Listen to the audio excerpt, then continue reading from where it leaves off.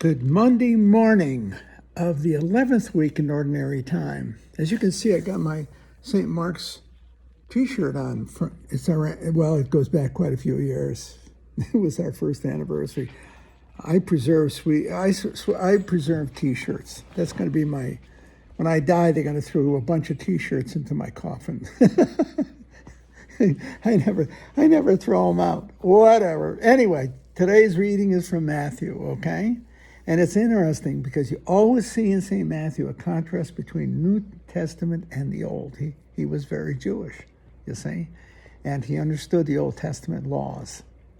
And Christ radicalizes it. And this is an example of it. It is not a case of obedience to law, but the generosity of the Spirit, you see. Christ calls us to self-sacrifice, not to innocence. That's extremely important. You could say, I kept my nose clean all my life, but there's a question you got to answer that's more basic than that. What difference did you make? I think of that all the time. I think of how simple it can be, in its own way, of course, to measure the value of your life and how you live your life strictly by your obedience to law. Let's say the Ten Commandments. So you never killed anybody, you don't commit adultery, you don't lie, you don't cheat. But did you ever do anything positive? The way I put it, you've always kept your nose clean. So what? What difference did you make? See? And the difference isn't by innocence.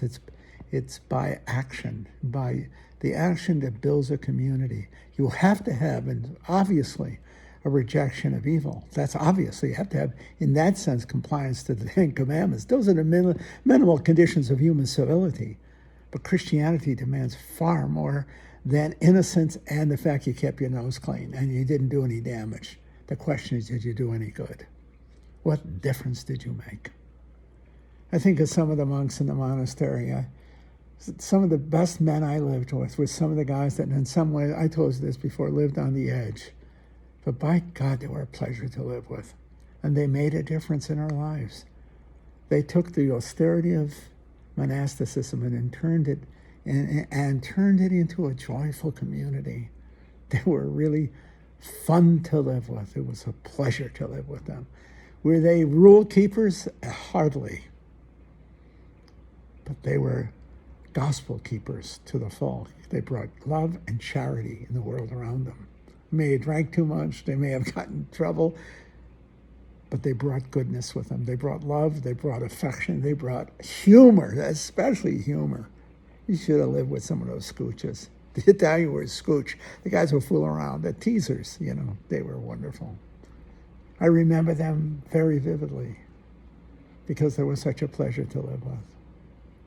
Such a pleasure to live with. When one of them died, he was a real scooch and a half. Really, and the rector who gave the homily at his funeral said he was a pleasure to live with. Lord, I hope they can say that of me.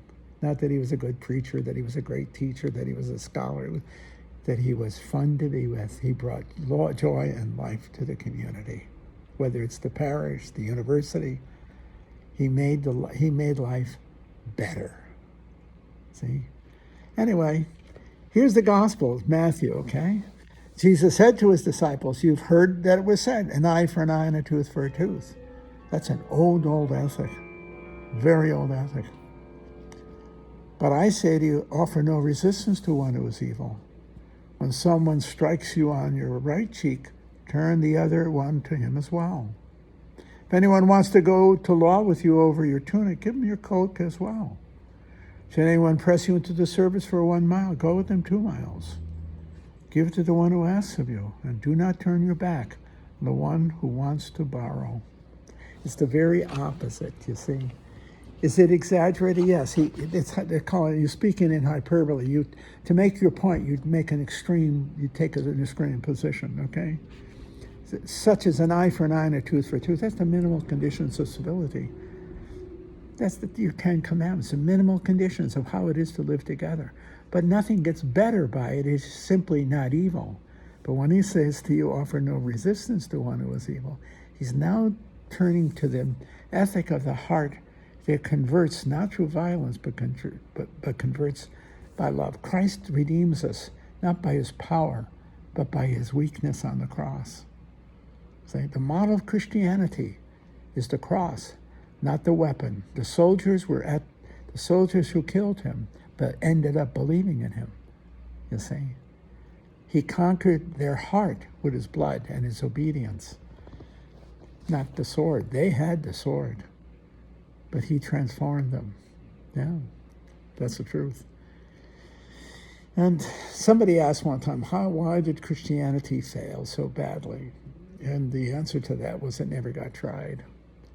To live Christianity is to live the life of self-sacrificial love. Not an eye for an eye and a tooth for a tooth. But someone who turns the one cheek, turns the other. In other words, does not resist, but transformed to the power of love itself. It's not cowardice, and it's not subservience. In fact, it is maximum strength. To be strong enough to allow yourself to even be in the circumstances in which retaliation would be normal, but love is commanded by Christ. And in that love, hopefully one transforms the world. The martyrs had a bigger effect on the spread of Christianity than anything else. The blood of the martyrs. The blood of the martyrs. It's true of the missionaries in the church, in the world. It's their self-sacrifice that compels insight by the often persecutors. They see the goodness because they see the blood of the martyr. They don't see power. They see the call to the intimacy of love itself. It's compelling. In that regard, it is compelling. Its goodness is radiated, where power is self-contained. There's always somebody, and that's the street life. I always talk about the neighborhood because I learned more there than I learned anywhere else. And that is, don't throw your weight around. There's always somebody tougher and meaner than you. But if you're a good neighbor, and you look out for each other, and you take care of each other, you have friends together. That's a neighbor, a neighborhood, and a neighbor. What it is to be a neighbor is to look out for each other, take care of each other. You don't have to like each other, but you take care of them, you look out for each other. My old neighborhood, you know who some of the great guardians were the old grandmothers. They sat in their windows. There was no such thing as using the telephone. They didn't have to. They yelled out the window. My grandmother used to sit at the window in a rocking chair, and she looked out on the street. And she knew everything that was going on, and she wasn't alone. All her friends were doing the same thing. These women were all guarding the street. Let me tell you, you get out of line. They were the first to say, "Hey, get five. What are you doing?" You couldn't sneak around the neighborhood. You were looking for trouble. These women would have spotted it first, and then their sons and grandsons would have taken over. I mean it. We never had an ounce of trouble in our neighborhood because we were neighbors. We were friends together. Even if we weren't emotionally friendly, we understood friendship. We understood neighborly, what it is to be a neighbor. You look out for each other. You see that? And it took generosity. You looked out for each other. I mean that. I don't know how else to keep saying it. You didn't have to like each other. In many ways you didn't. There was always somebody that was a pain in the butt and all the rest. But in the end, there were no strangers on the street. We knew each other. We respected each other. And in that neighborly sense, we loved each other. We took care of each other. You got to grow up in a neighborhood for that. I told you this a couple of days ago. I know it struck me. But one of the shocking things for me when I came out here in St. Louis, in the suburbs, is that these were not neighborhoods. These were subdivisions, but they were not neighborhoods.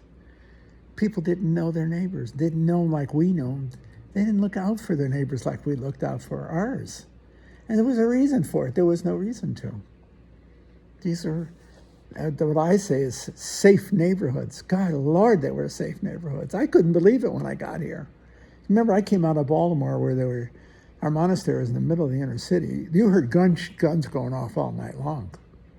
When I was a chaplain in the hospital, I just forgot about sleeping at night, Saturday night and Friday night. People were coming in shot up, believe me, shot up. I'm telling you. Here, you didn't even hear firecrackers go off on the 4th of July.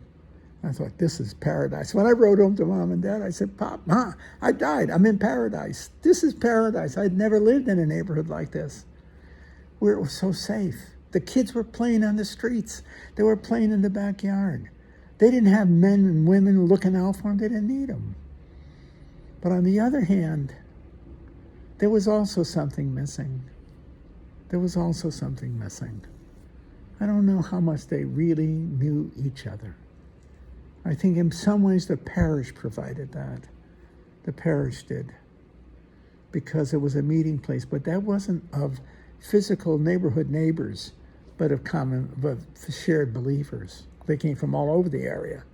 I'm talking about neighborhood, the guy next door to you, literally next door and across the street. And his grandmother looking out the window, making sure no wise guy shows up and starts to steal the ball. You get what I'm saying? It's a different world. I prefer this one, actually. But there was a virtue to that old one, too. We were neighbors. We were actively neighbors to each other. That's the truth.